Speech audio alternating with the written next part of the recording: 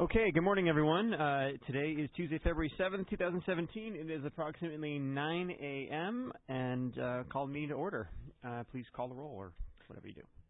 Commissioner Glazier, Commissioner Ninberg, Commissioner Hara, Commissioner Wirtz-Gray are present, and you have a quorum for the meeting. Fantastic. Thank you. All right, we'll start with the flag salute and a moment of silence. Thanks.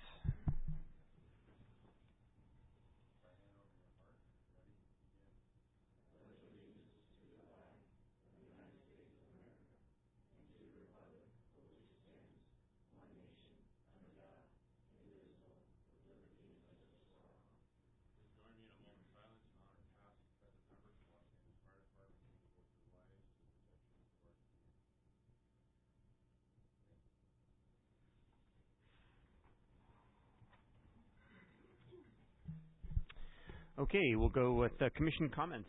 Any comments from our commissioners, starting with Wirtz-Gray? Oh, no, can't think of. I did have an opportunity to visit with Captain Lloyd at 94 and some of his firefighters. It's always good to have a cup of coffee with firefighters. I agree. Dr. Hara, any comments? I got to participate in the Golden Dragon Parade in Chinatown in honor of the Chinese New Year's, and the marshals were President Pro Tem of the Senate, Kevin DeLeon, and Sheriff McDonald. And an honorary marshal was our own Chief Legal, and so I got to ride the bandwagon with the chief, and actually it was a triple-double in that the Y readers, so we had Phil, Cody, and Logan. And then my family, likewise, me and my son Kyle and my granddaughter Briley all participated. So double three generations. There you go. Okay. All right. Commissioner Ninberg. Yes, I was fortunate enough to be able to go down to the Stentorians training last week, and it was very impressive. And it's also nice to see that the department is really supporting this mentorship of diverse candidates. So it was very heartening to see the diversity there, and seeing all the firefighters that were working there, and volunteering their time to really support and mentor. So that's it. It was really great. Thank you. I also was able to attend the Centurion training with Commissioner Ninberg. Agree with everything she said. I am appreciation to that group there.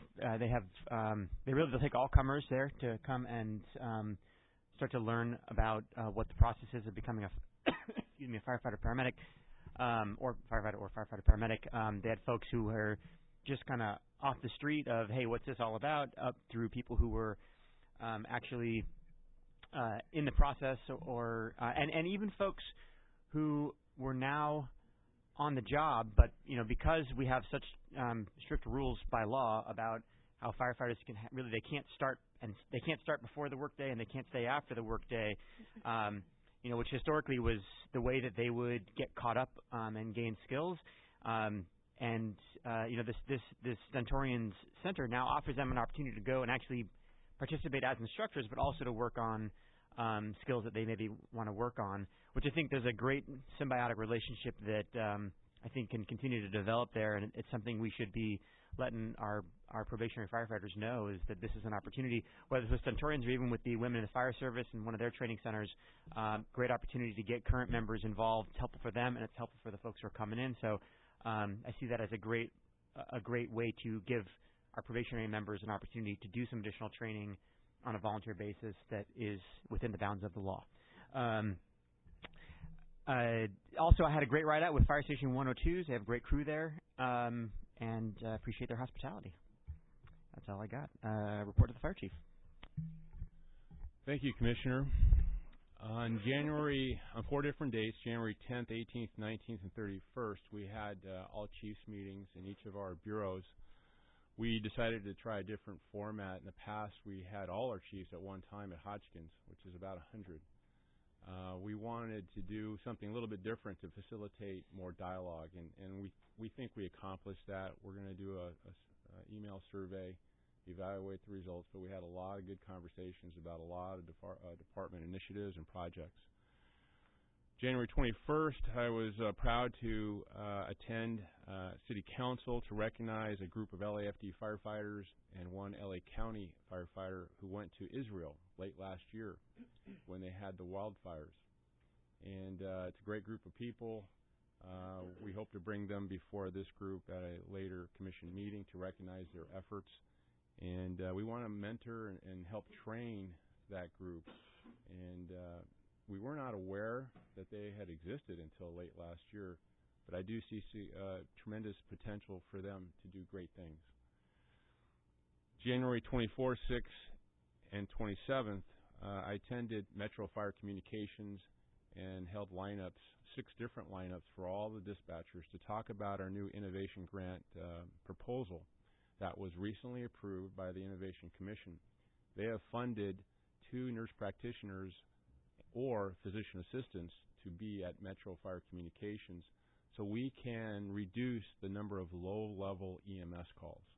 So we answered a lot of questions and we created a work group, and we're excited about that project, and we're targeting September of this year to have it implemented. On January 25th, I attended a retirement luncheon for Battalion Chief Corey Tipton. She left us almost with 30 years of service. She is going to New Zealand, I believe, and she's excited about her future. She is still going to continue to work a little bit with LA Area Fire Chief, so we'll see Corey down the road. But she did a great job for us. She took our grants to the next level. And I asked her, how much do you think she had accumulated in her time in grants? And it was $50 million, 50. A huge amount of money that we've used for training in multiple disciplines. So we wish her well, and we look forward to seeing her in the future. January 27th, I attended the Banning High School football banquet, my old high school, and the very first LAFD Firefighter Magnet High School. And it was a proud moment for me. My old coach was there, and an opportunity to interact with the young football players. I let them know that the LAFD is a good team to be on as well. And hopefully down the road we can get some of them on our team in the future. And lastly, on January 30th, I attended the funeral services of retired Captain Dennis Mendenhall. I had known Captain Mendenhall from Fire Station 3 several years ago, and he'd been very active in our Relief Association duties, and there was a good turnout, and it was a sad occasion. He'd been battling health issues for many years, but many people were there to give their respect. That concludes my report. Thank you. Okay, we'll move ahead to a verbal report by the Department on significant incidents and activities for the period of January 17 through February 6.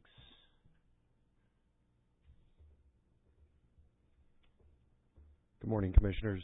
Chief Terrazas, City Attorney Trevor Richmond, Deputy Chief, Operations Valley Bureau. On January 18th at approximately 11 a.m., 17 companies were dispatched to a reported trench rescue.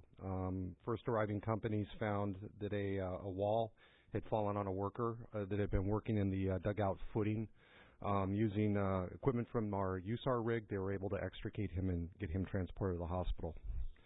On January 29th at approximately 5 p.m., 22 companies were dispatched to the Northeast Valley for a reported explosion. Ended up being a butane honey oil operation. There were 2 people that were severely burned and transported immediately by LAFD resources, and arson unit was requested and on scene and investigating with LAPD for an illegal drug operation.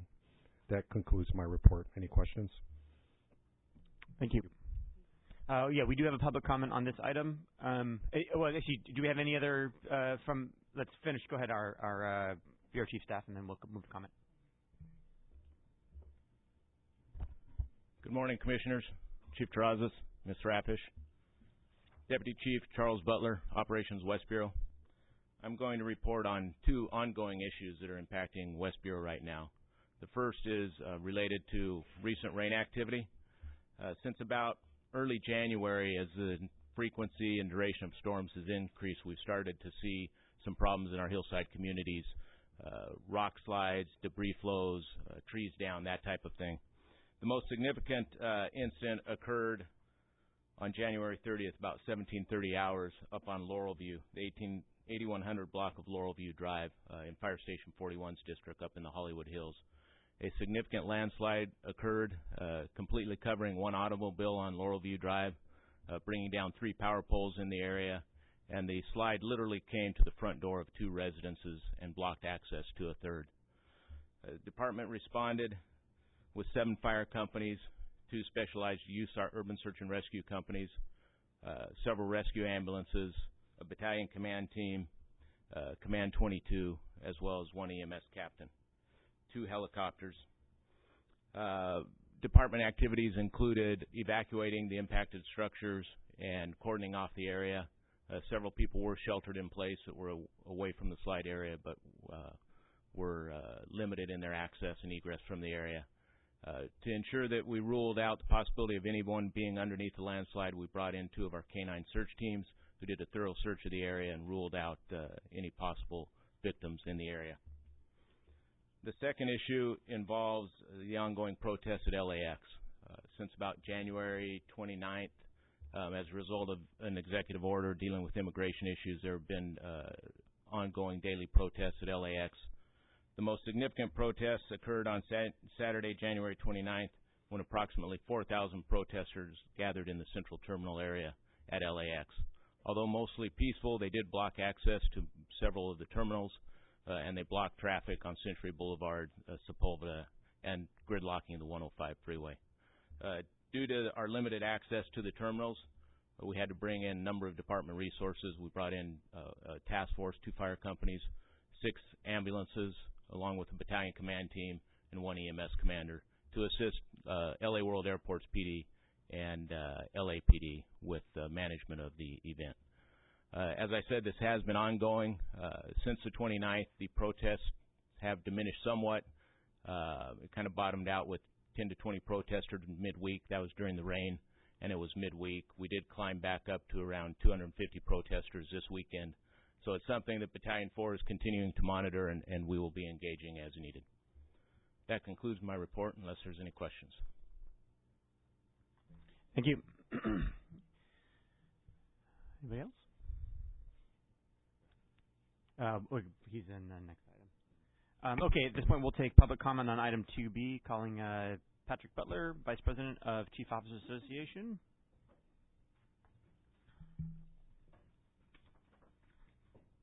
Good morning, Commissioners, Chief Terrazas, and the public today here.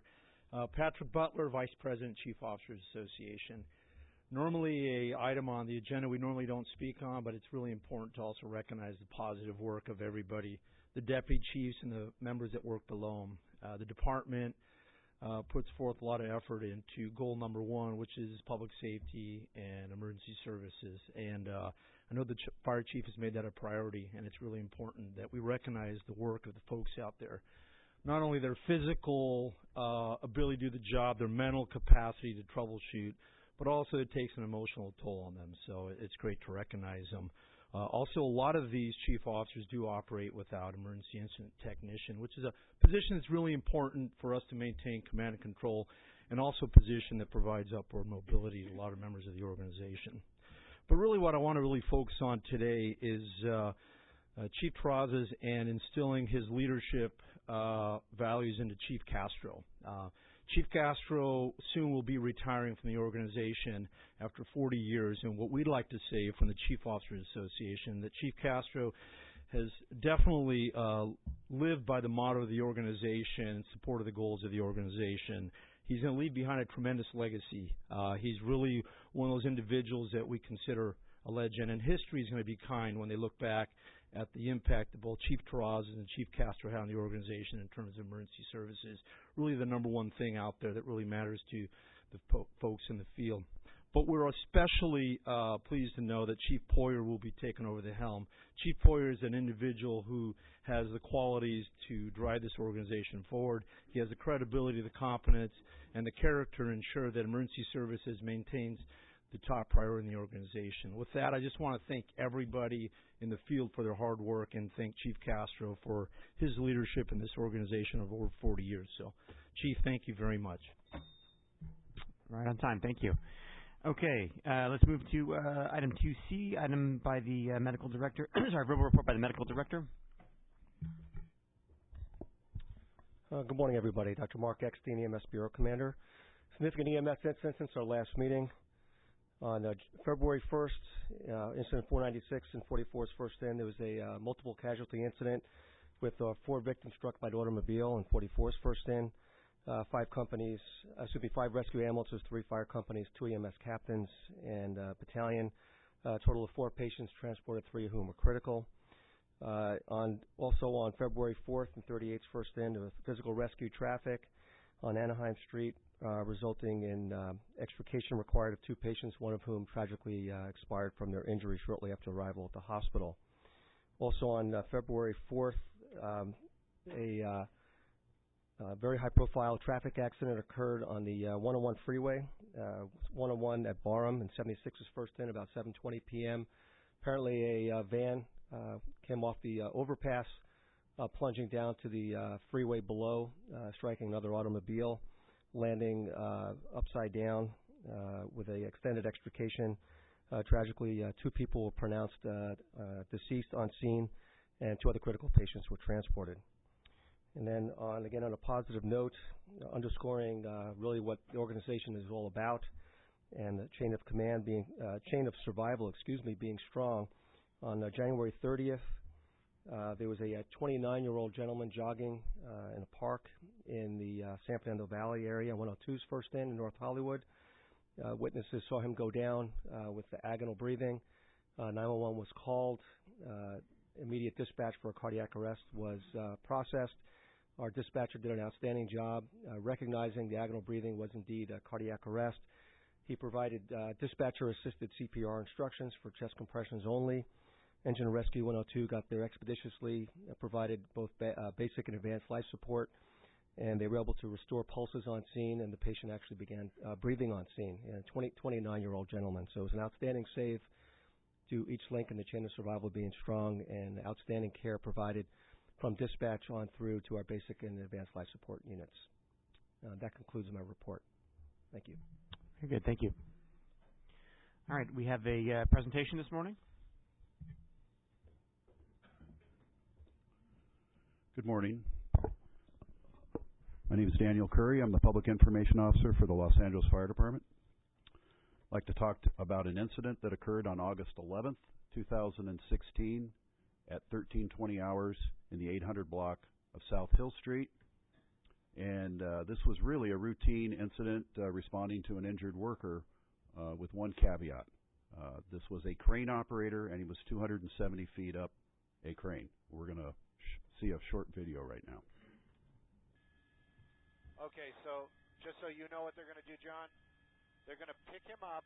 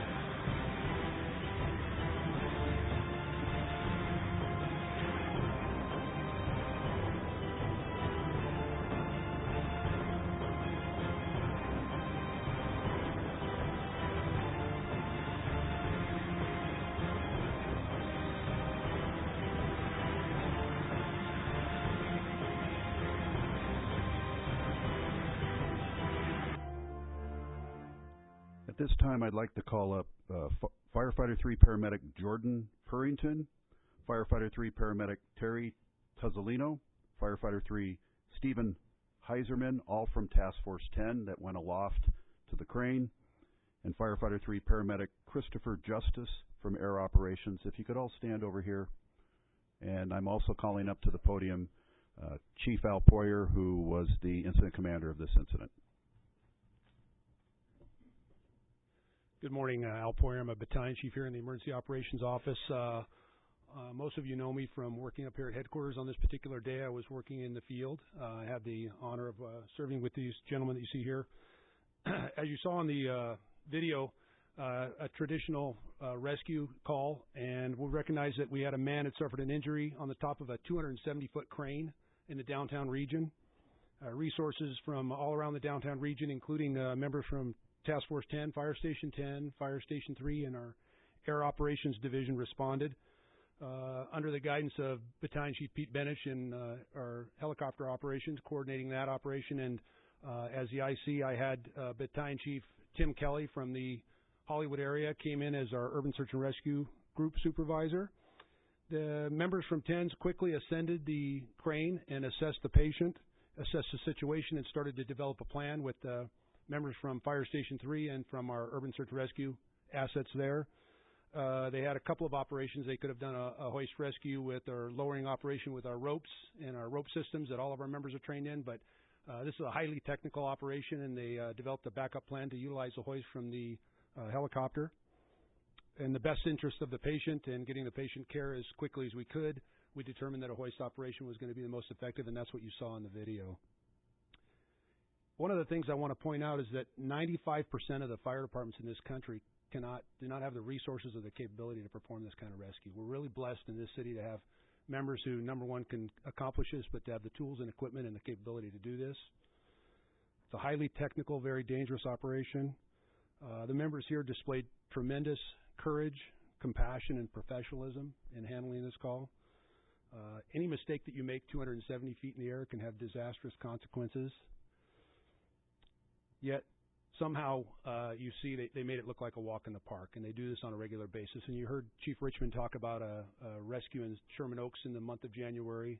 We had a construction worker fall into a water tank here in the downtown area in the month of January. We had a mudslide into several homes in Chief Butler's area during January that required our urban search and rescue assets to respond and use search and rescue dogs. And all of these had positive outcomes because of the professionalism and the technical expertise of our urban search and rescue folks.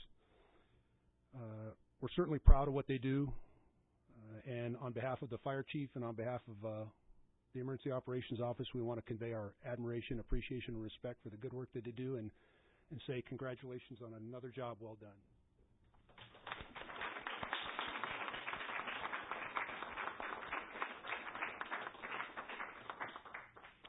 So I will read the certificate of appreciation. In recognition and sincere gratitude of your heroic courage, diligent efforts, and expedient assistance, which contributed to rescuing a worker 270 feet up a crane on August 11th, 2016, the Los Angeles Fire Department commends you for your extraordinary life-saving efforts to a citizen of the City of Los Angeles, presented this 7th day of February 2017, Ralph M. Terrazas, Fire Chief. I'd like to add a few comments as well and echo a little bit of what Chief Poyer shared with you. As myself and Commissioner Glazer were watching it on our screen, I don't think people understand the complexity. And it really looked routine because due to training, it became routine, and it is. Like Chief Poyer says, 95% of other departments cannot do that. And I've said repeatedly, we're the greatest fire department on this planet. And that's because of the variety of incidents and the frequency of incidents that we get. This scenario, we have two options, go up or down. Going down takes a long time because we have to set up rope systems. There's some safety concerns. Going up is much faster, but there are additional safety concerns, and there's an element of risk to doing either operation. So I'm very, very proud of the men and women of our department. On this particular incident, I had a conversation with Mayor Garcetti, and I told him what I told you. We are a great fire department, and this does not surprise us. This is what we do. So I want to congratulate the men and women on this incident, and I look forward to future great incidents like this. Congratulations.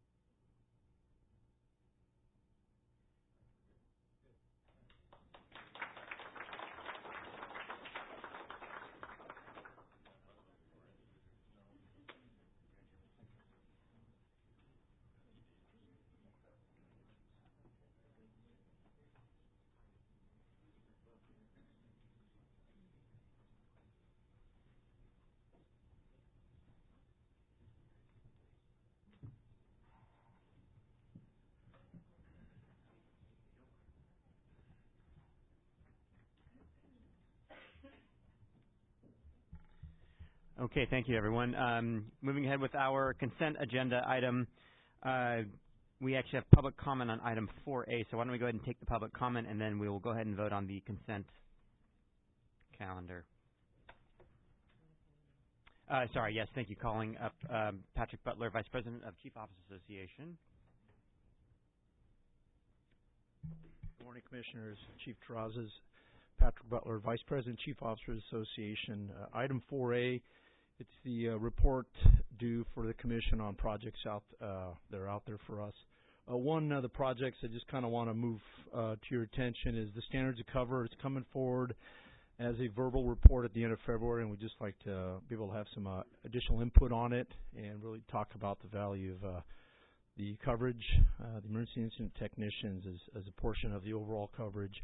But also, recognize Chief Terrazas is using metrics and, as he says, a technologically sophisticated department, metric-driven. I think if we can just have some input on that item that's coming forward, I believe it's at the end of this month, and that's what the Chief Officers would like to be involved with. So thank you. Very good. Thank you. I will entertain a motion to adopt the recommendations for items 4A through C. Okay, I move the consent agenda items. Okay. Second. All in favor? Aye. Aye. Okay. Motion passes. Items pass. Okay. Moving ahead to item 5A. This is the report by the Department on Professional Standards Division status. Report on response to independent assessors out-of-statute audits. Good morning. I'm Erin Joyce, Chief Special Investigator from Professional Standards Division. And I think you have our report. It's, we were going to be here last month, but we have submitted now, instead of one comprehensive report, now there are two different reports. At your suggestion, we did file a separate report with respect to the alternate investigative process. So this report basically is our status on the 6 recommendations from the assessor's prior audit. And I think you could see from the attachment that we've made good progress on all of the items. This report itself also includes the benchmarks that we have adopted through, working with our investigators so that we can have different parts of, the length of the case and the life of the case to determine how it's proceeding, like when we want to get notifications out, how soon we want to get all the interviews completed, identifying any additional interviews that are necessary so that we can have timely investigations and have sufficient time to do the adjudication process, the Skelly process, and ensure that we don't have cases that roll out of statute. So I'm happy to to field any questions that you might have. Questions, commissioners? I just have one. It says that you're going to be seeking a new case management system, but to track these, but there's only 5. Are you going to continue? When I talk about the case management system, it's the overall, what we have right now is it's called a CTS, or case tracking system. It's a pretty much not very elaborate or robust computer system that right now has a lot of deficiencies for what we want, especially since the department's moving, as we just heard, toward a more of a metric-based, wanting to, really look at and, hone in on different types of cases, coding of cases. Really, the CTS system that we have right now doesn't have a lot of those capabilities. Knowing that and hoping, then, I know that it's been a budget item for the last several years, and I know that the assessor has certainly recommended it over a series of audits, because it would certainly help the department and PSD to have a more robust type of tracking system or actual case management system. But in the meantime, we're certainly working with what we have for certain. And the benchmarks that we've adopted, we are going to be able to track, and we've already started. The investigators are monthly tracking the 5 benchmarks so that we can have reports, and we can come back to you and also to fire staff to show how our cases are progressing, not just at the end, because we've made a lot of progress on making sure we have cases in statute, but we want to be able to come to you with the data to show, yes, we're getting that initial set of interviews done within that first 3-4 month period. We are, getting investigations, reports fully completed with all of the evidence well within that 8-month mark using a 1-year statute, so that we have more time to really assess the cases during the adjudication and ensure that the Skelly process and potential settlement process is given enough time. And Commissioner, if I can add to that, the complaint tracking system was developed in 2008. It is part of our technology strategic plan. We do have that plan from Gartner, our consultants. We did hire our Chief Information Officer. So moving forward, we'll be prioritizing our various needs, and at the appropriate time, we're going to look at a new tracking system. CTS wasn't designed, complaint tracking system wasn't designed for all the different types of queries we'd like to do, but we want to get there. No, and the progress is evident. We appreciate that. Thank you. Yes, thank you. Right now, a lot of our reports, though, our moderator spends a lot of time, days worth of time, hand counting a lot of different statistics now, because we really don't have that capability to spit out a report, which a lot of other commercially available systems have. But we are working toward that. Okay, excellent. Thank you. Any other questions? Just a couple here. So you said the department, this is in the recommendations matrix back here. Yes. Enhanced email notification system. The department is creating an internal audit system. Just tell me a little bit what that means. It really, again, it's more rudimentary, but it's something that's going to be effective. That's fine. What we're doing is we've reinstituted basically a little Excel spreadsheet. Okay. And what we're tracking now are basically the 5 items on our benchmarks. Because again, it is important when a case is completed, but there's a lot of preliminary steps along the way that we want to track. Because if we're hitting all these earlier benchmarks, there's not going to be a problem with the end. You know what I'm saying? So we're tracking those now, and the way that we're doing it is that we, again, very simple, Excel spreadsheet, which, is pretty easy, and the individual investigators are tracking their cases. There are under 100 cases in PSD that we're tracking this way, and then our moderator crunches those numbers together on a monthly basis so that we can have that snapshot monthly to see that on each individual investigator's cases, which ones are hitting those marks.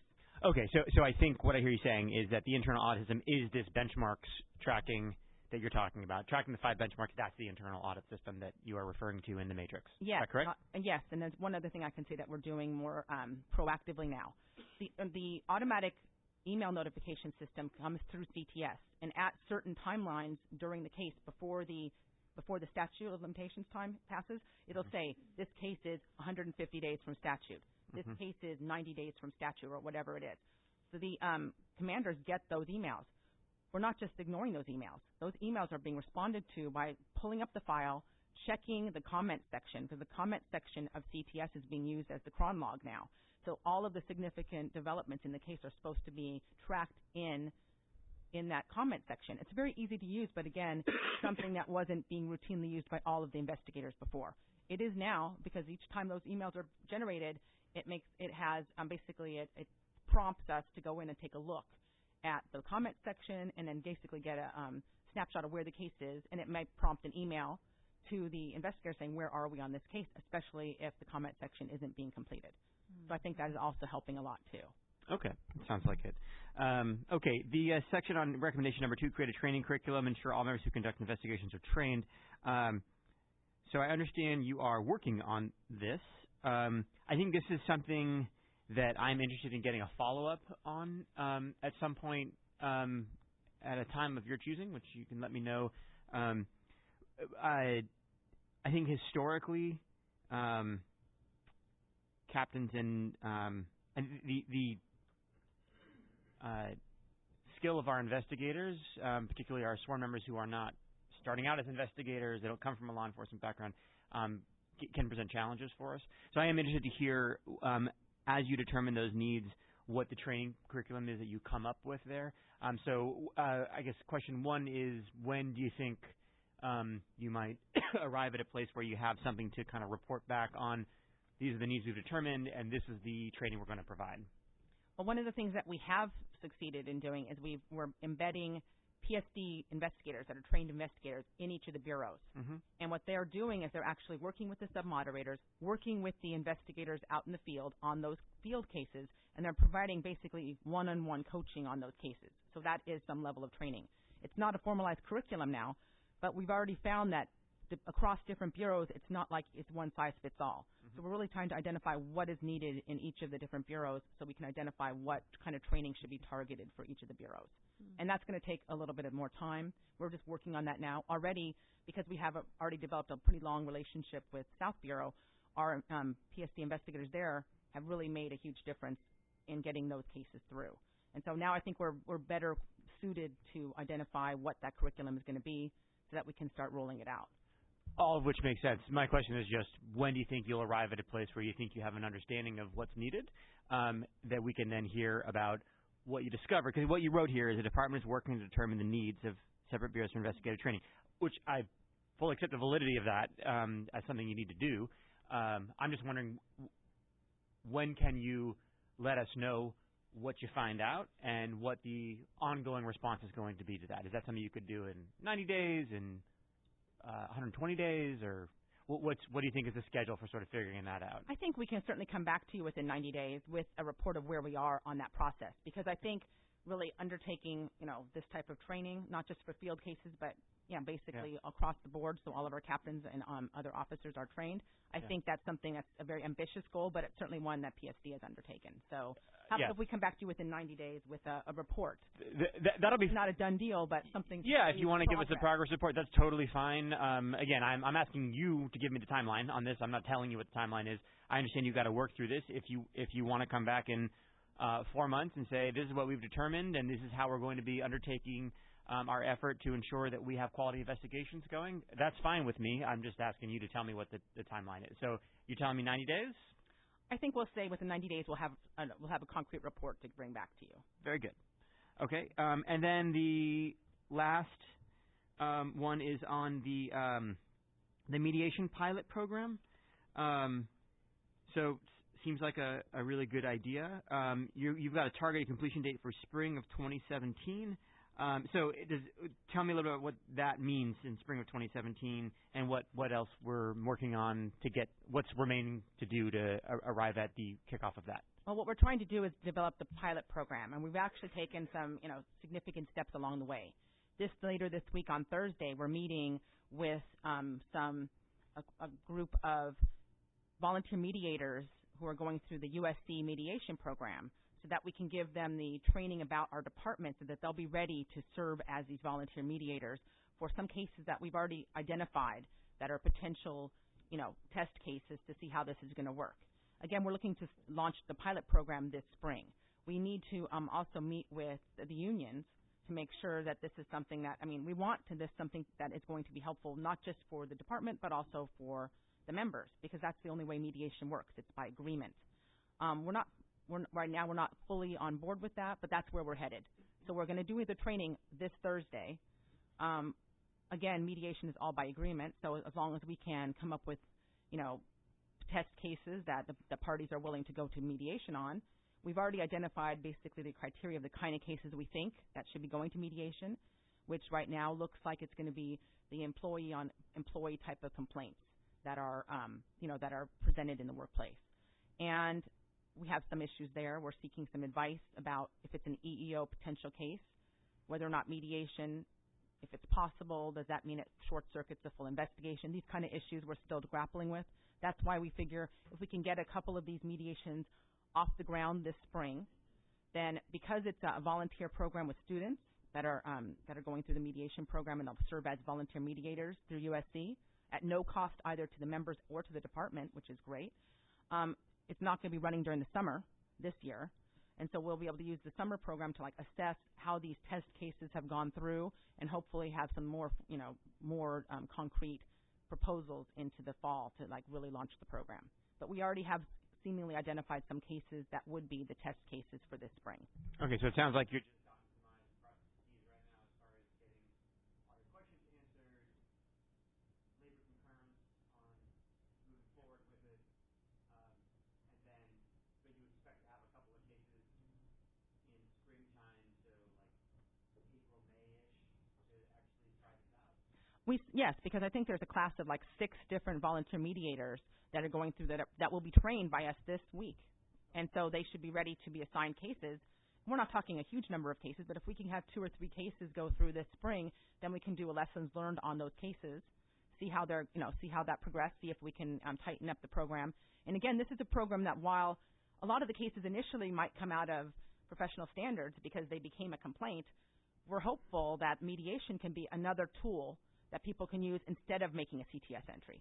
Because frankly, a lot of these employee-on-employee complaints, while they take a lot of investigative time, they never end up not never, but mostly they're not sustainable disciplinary actions. They are something else, which mediation may very well be the answer for. Okay, that sounds great. I think the commissioners, my sense is the commission very much supports the idea. I think we're just interested to see how it goes. So at an appropriate time, maybe we could just hear on what we think the success of the pilot and whether or not it's something you're going to continue. Oh, absolutely. We're going to come back on a report on that. And just this week, I know the assessor will be there with the training, so she'll be able to see firsthand basically the idea is the mediators and the mediator moderator from USC wants to have some individualized training about the culture of the department so that the mediators will be more effective with the parties. And that's what this 2-hour training will be on Thursday. Great. So sounds like if you're going to do it in the spring, you'll assess it in the summer, maybe early fall, we can look forward to hearing back from you on what the success of the pilot was and what we think the future of that will be. Yes. Very good. Look forward to that. Thank you. Any other questions or comments, commissioners? All right. I'll entertain a motion to... Oh, sorry. We have a comment. Thank you, Counselor. Pat Butler from COA on item... Yes, on the item. Morning, Commissioners. Patrick Butler, Vice President, Chief Officers Association. And talking on this item, I do agree with the Commissioners on your approach to ensuring there's training involved in a lot of these aspects of the Professional Standards Division and the disciplinary process. As you know, under Charter Section 1060, the public trusts that the department will be self-disciplined, and so it's important we make sure that we keep this process fair and consistent and objective. What I will mention a couple items is that we have met with the Professional Standards Division staff, Chief Sesser, Chief Richter, Ms. Joyce. You reached out to us, so we're working towards collaborating on those issues. One thing I do want to call into our concern is the report that was written by the independent assessor who reports to the Fire Commission, states that there's no fiscal impact with any of these recommendations. And so my experience in government is that any policy without resources quickly becomes rhetoric. So I want to make sure if there's something you want to move forward, that there's a budget attached to it. And then in terms of mediation, while the fire chief reached out to us, and we're very appreciative of his reaching out to us and seeking input, we have discussed it on the Chief Officers Board, and we would maybe pump the brakes a little bit on it. I agree with your approach to it, maybe have more discussion on it. And in terms of having another outside academic institution look at stuff, I think it's great to leverage those capacities, I am a Trojan. I come from a family of Bruins. So anyhow, maybe if we could look for other areas too that could help us with mediation as well. And that is all my comments on this. Thank you. Thank you. Thank you. All right, I'll entertain a motion to adopt the recommendation for item 5A. So moved. Have a second? Second. All in favor? Aye. Aye. Motion passes. Okay, moving. I'm going to, Commissioners, if it's all right, I'd like to take item 5C since it's related to this current item. So we'll go straight to 5C.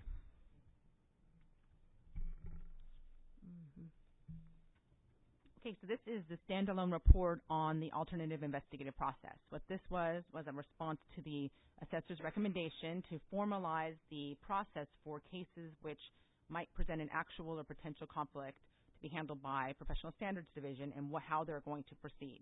And so what we've done is provide you with a proposal as to how the alternative investigative process cases will be handled or are being handled. Commissioners, any questions on this? Okay. So this looks good. My questions are more on kind of the logistics of policy that we have in the department. Sure. So this is a policy that the Commission is about to adopt. Where does it live at this point? How do we educate the members that this is what the policy is? How could I, as a Commissioner, go and say, hey, can I see your policy? Pretend I didn't know there was one. I'd like to see the policy on the alternative investigation process. How do you guys keep track of policies, broadly speaking? Well, I can tell you, looking for this policy, there were earlier iterations of this, not as a board report, but other restatements for how to handle alternate investigative process cases. So this was not out of whole cloth. This was really taken from old policies. But I would say, frankly, you've identified a serious issue, which is that we want to have a policies and procedures manual in Professional Standards Division, which really doesn't exist yet. But this will certainly be a part of it as being adopted. Once it's adopted by the Commission, it will be easy to find. Okay. Well, so I think it's great that we have a policy. I think you guys did a great job writing the policy. I like what's in here. I do think we have surfaced another issue here, which is that this Commission can make policy all day long, but if no one knows where the policy lives and can see it, then it is all for naught. So why don't we revisit that question of at some point in the future, I mean, and this is not just PSD. We got to have policy manuals for every one of our divisions and bureaus that can be easily referenced by whether it's a commissioner, a member of the public, or a member of the department. So I look forward to seeing what the future PSD policy manual looks like. When might that be something you could get to? I would consider that a new recommendation, something that we have identified as a concern for ourselves. Very good. But now it's certainly on the list. All right. Moving up. My request would be within this calendar year that we have a policies manual that is a living document that, as this Commission adopts policies, they go into a policy manual that is a living document that continues to be updated over time, but one that that anyone can see. I think particularly when it comes to PSD, we've got to have something that is accessible to our members to be able to see what happens here. So I appreciate us collectively recognizing this as an issue, and thank you for your future work on this. Maybe we could see that policy manual. Let's plan to get a policy manual by the end of the calendar year that can be that we can take a look at. That we can continue to supplement, because again, exactly. I would like to see I think this Commission would be interested in seeing the policy manual for PSD to be able to put our hands on it and then just as an exhibit and then go from there. I look forward to you guys being modeling this for the rest of the department. I'm not taking that on, but certainly for PSD we can try that. Yes, your department as a model. Thank you so much. Okay, I'll entertain a motion to adopt item 5C. Could I get a motion to adopt the recommendation? So moved. Can I get a second? Second. All in favor? Aye. Motion is approved. Thank you. Okay, moving ahead to item 5B. Thank you for your patience.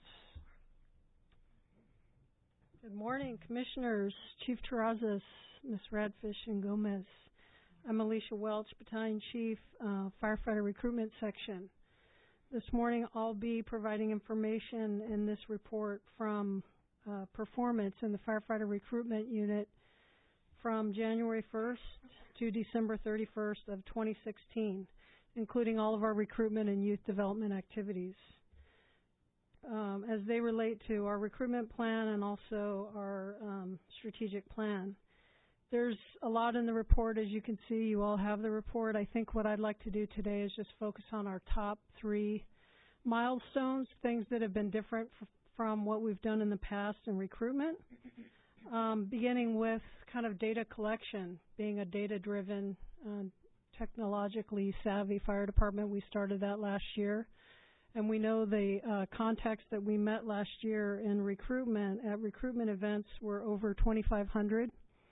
And at our preparatory programs that we held, we saw more than 2,100 candidates come through our programs.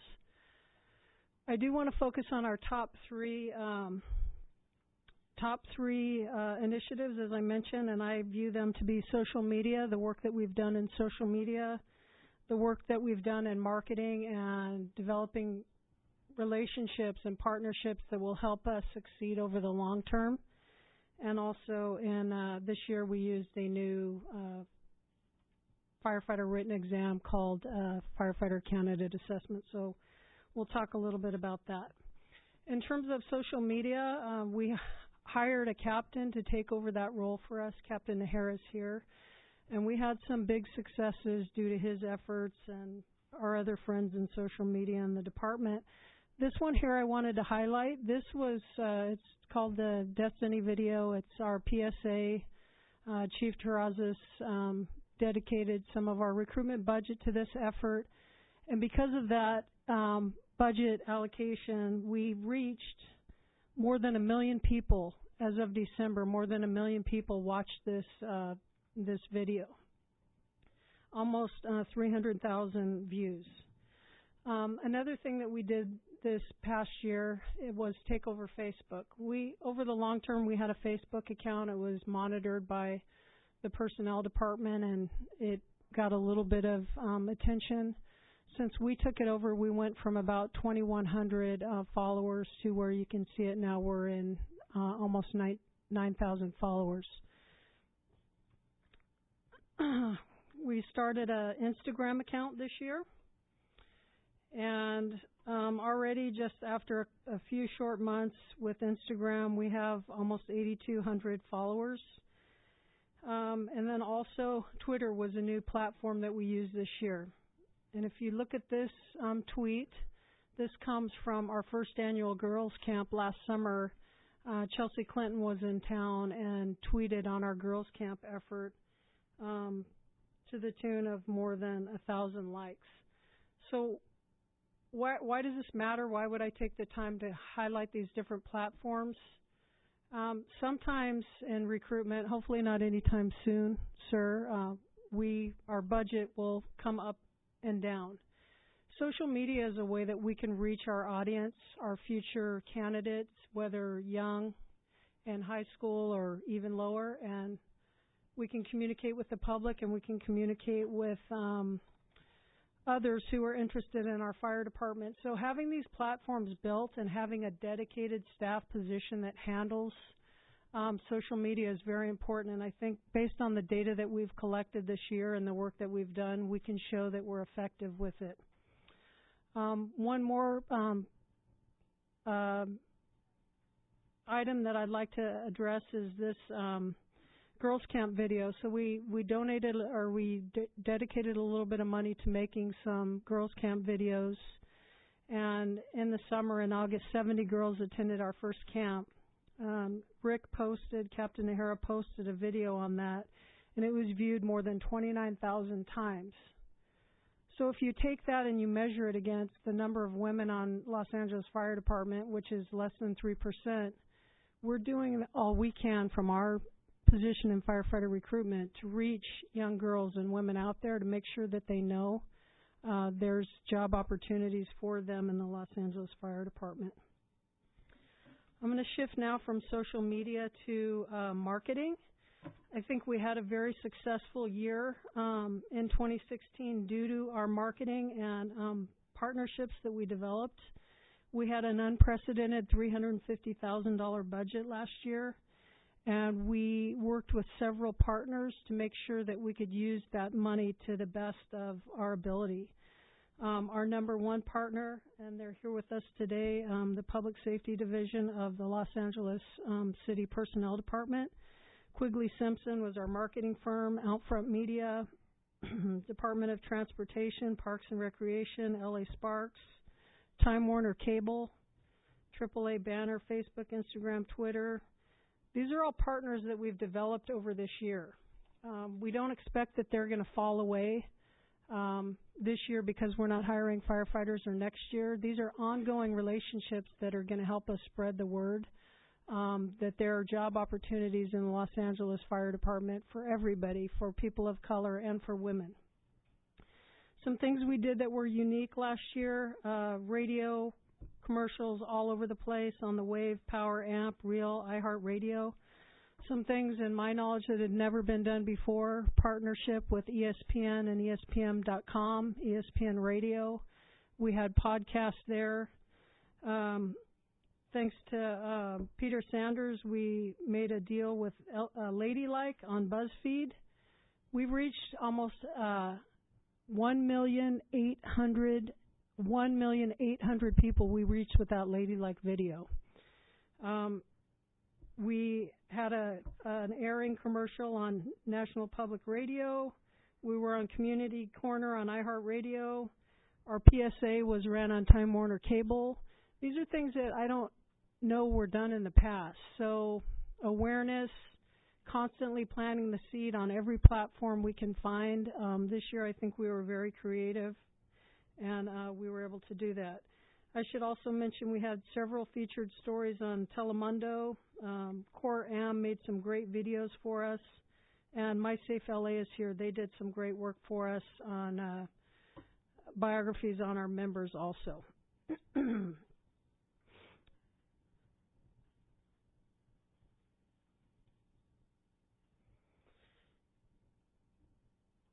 Moving to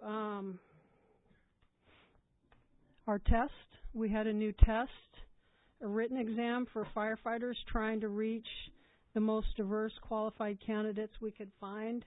We tried a new testing platform this year with a partner, PSI. Aram Kamujian, Assistant General Manager from the Personnel Department, is here to highlight some of the successes on this test. You'll have to look really close and hard to see the numbers on that. You have the report in front of you.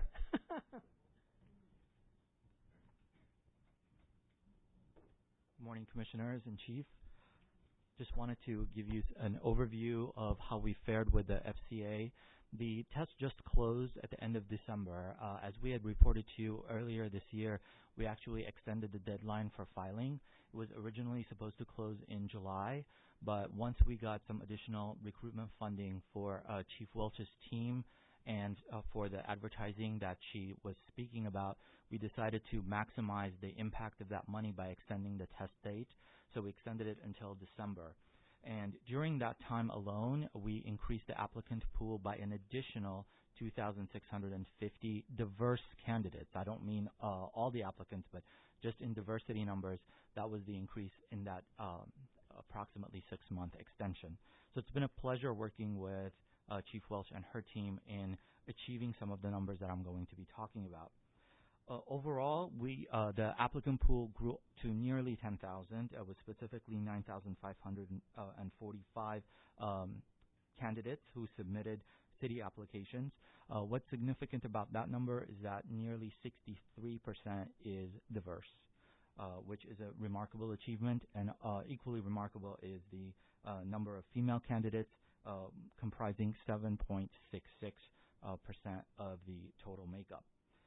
The second chart that we have, again, it's also difficult to see, has to do with the number of registrants for the FCA. These are individuals who, separate and apart from applying, had to reach out to PSI and take the multimedia test at various locations around the country. So that was one of the upsides of the test. You did not have to be in LA in order to take it. You could schedule at your own time, at your own pace. So there was not a single testing day. You could test pretty much over the course of the entire application period. Nearly 8,000 individuals signed up for that. Again, you can see significant diversity in the number of test takers. I want to point out that PSI tracks some of this information in a category that the city doesn't, which is 2 or more races, and that's nearly 9% of the testing population. So even though some of the numbers in the individual groups that are identified may be captured in this rather broader category there. Finally, the third slide we have for you has to do with the individuals who actually completed FCA testing. Again, considerable diversity, over 60% diverse, with approximately 9% constituting 2 or more races. And more than the applicants themselves, even a higher percentage of women took and completed the FCA test. So that percentage actually grew to 8.28%, which, as Chief Welch pointed out, more than doubles and nearly triples the current percentage of female firefighters in the department, meaning that we will have a far, far larger pool to draw from for future drill towers. I would be happy to answer any questions that you might have. First, I want to say thank you so much for your commitment to helping the recruitment division and supporting the mission and goal of diversity. It's our pleasure. You have been a huge champion, so I want to thank you so much. My question is, you have the FCA testing. This is just completed. Is this passed? No, this is not the population that has passed. So because the testing closed only at the end of December, and there have been a few stragglers because of protests or special circumstances, I don't have final figures. The most recent figures of passers from the FCA date back to November 30th, which is when we did the second stratified random sampling cutoff. Okay, and were the percentages, I know we don't have the report in front of us, but the percentages, were they close to the ones that took the test? Was there any adverse effect from the test on any particular population? Yeah. So far in our tracking, there has been no adverse impact. And I want to be very careful in using that term because that's sort of a technical term. So there is no adverse impact in the test that we have seen so far, and we will continue to monitor it. But we don't expect even the latest batch to alter that. There is a little bit of a lapse rate, meaning that for some diverse populations, perhaps not as many have tested as have signed up, but it's not at a number to constitute adverse impact. Okay, excellent, thank you. Commissioners, other questions? Hi, Arm. Nice to see you again. We used to know each other from LA Unified, so it's nice to see you here in the city family. Thank you. So I think one of my questions is just around how our pipeline progress compares to goal, and how we did. When I kind of do my sort of back of the envelope calculations here, it looks like of retention of candidates from start to the end, we did pretty well on that. I think the commission member's question about passage rate certainly is where the proof is in the pudding. But certainly for what the information we have here, to have for our female candidates to have actually a higher retention from start to finish, that's an achievement. So congratulations on that. And overall, it seemed like we had about an 71% retention from beginning to end, which I think is pretty good. Hard for me to know looking at that and not really be able to have any comparison, but I just am curious how this was towards the targets you set from the beginning in terms of retention of candidates through the pipeline. As far as the personnel perspective is concerned, all of the metrics exceed our expectations. Yes. Okay. So these numbers are far beyond what we were expecting going in, and certainly ahead of our prior testing in the 2014 cohort, and they will give us an ample pool to fill all of the upcoming drill towers with the necessary diversity. And once the list gets a little bit stale, we will probably open up a new testing period. Okay. Chief Welch, anything to add on that? Yes, I just want to add, you mentioned the pipeline, and so we identified a gap. We did a lot of great things this year with our partners. We hit a lot of benchmarks and milestones, but the one area that we recognize as our biggest gap is our youth pipeline. And that's where now all of our attention has been shifted and focused. And we have clarity in our direction now with the motion that you created in August. We've developed our work groups, both for Cadet, Youth Fire Academy, and starting tomorrow, the High School Magnet work group will meet. And we're being very specific and methodical about how we create our curriculum, standardize our programs, and how they build off one another to filter these kids into, hopefully, into fire service or public safety careers. And if not that, then we're working on developing their community involvement and resilience skills to make them valued members in their community. We did a lot of great things this year. That's the area that we want to focus our attention. That's the area that we're going to be asking for the most support. Because that's where another area over the long term, just as our marketing and our partnerships that we've developed, developing youth over the long term are where we're going to get the most bang for our buck. So we're working on that. We're working on it every day, and we'll update you on that in a couple of weeks. Well, I'm sure it's no shock to you, but I couldn't agree more with you on that, Commissioner. I questioned. Thank you for this report. It seems to be very comprehensive, and you've done a lot of fabulous work. And many of the banners are still hanging in L.A. City, throughout the city. So it's still a reminder to people that we do need firefighters. The question I was trying to figure, is there any rationale or reason why, for instance, in the African American group, the applicants was higher, and then we get to the ones who registered, and then we get to the ones who took the test is even lower? Is there any reason for that? Or do you have? Well, you can look at that in a lot of the categories, Commissioner. When you look at a lot of the categories, when we first opened the testing process up, we hit nearly 10,000 people who applied. That was very close to how many people applied in 2016. But if you also look at what happened over the last year in the fire service at large, most of our competitors and other fire departments, including police departments, are also hiring. Because the process takes the amount of time that it takes, people get other opportunities, people look into other interests.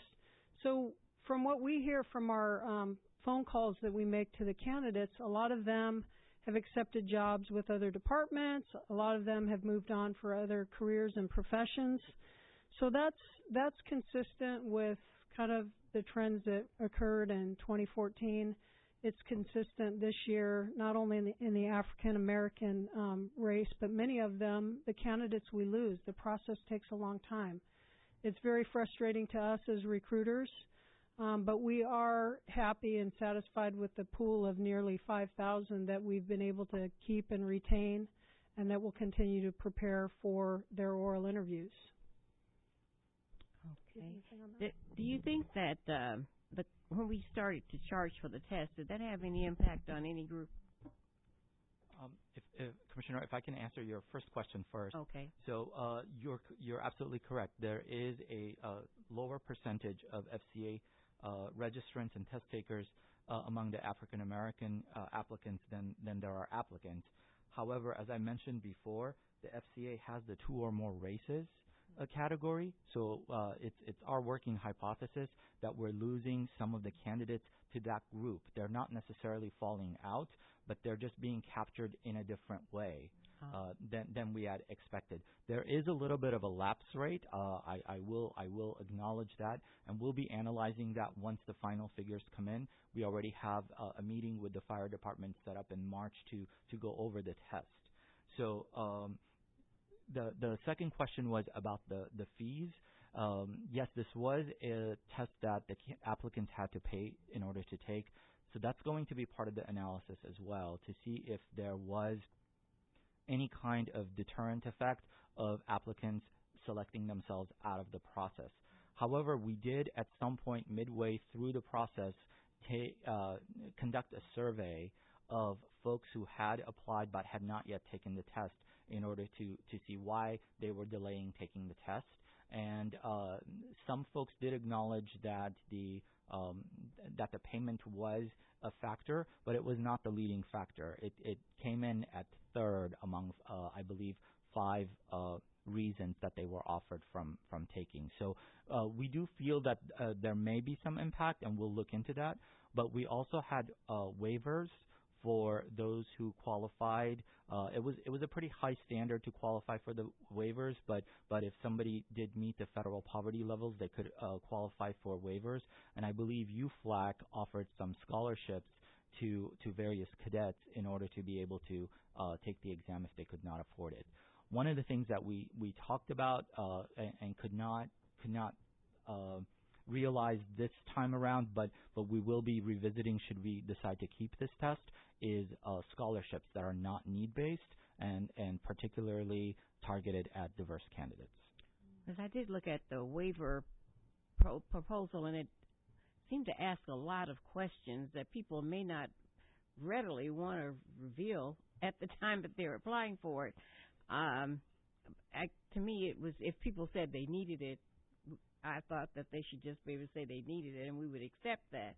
But it was quite a detailed application for the waiver. So that's why I was curious as to whether people had actually followed through on it. They did. If you had any indication.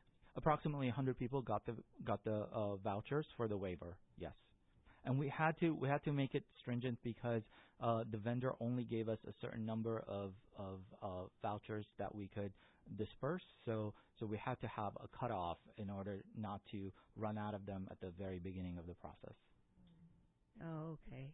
So that could have had an impact also, I think. Okay, I was just curious because I noticed that they went from 14% who were interested to like 6% who actually took the test.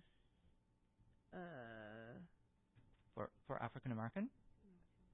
Yes, 9%, I guess it was, that took the test. So I've almost 10%, and like I said, some of the additional ones probably moved to 2 or more races. Oh, I see. Okay, and so there's no way to figure out if they were a part of that group. There isn't because the city system, the application system, is different from the way PSI captures the information for the test. I see. Okay. We will know more once we start processing actual individuals for the hiring. Oh, I see. Okay. So then that will come in another report. In the have hiring more details that you'll be receiving. Who we lost. And is there any follow-up to the people who that we don't capture in the test, that who applied? By way of follow-up, they were contacted on multiple occasions to remind them that they had applied with the city, but they still needed to take the test. So this was done via email blast, and I believe Facebook announcements. Telephone calls. Mm-hmm. Oh, okay. We tried to shake the tree. So you just have to make sure everybody looks at Facebook, has email continuously, and keeps the same phone number. And among a lot of people, that's difficult, I understand. Not for me.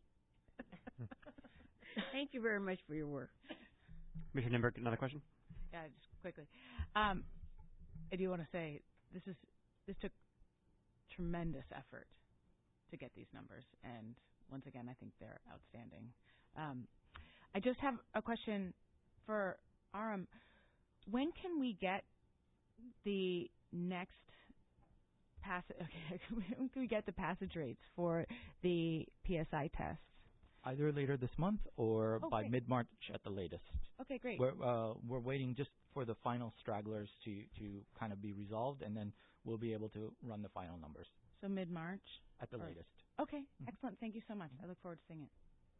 Okay, so just a couple last summaries here. So I do want to acknowledge what Commissioner Woods-Gray saying, is that while we have a bright spot here with our female applicants of retention, certainly we have a challenge area here with our African American, and even our Latino came in below the average retention, which was 71%.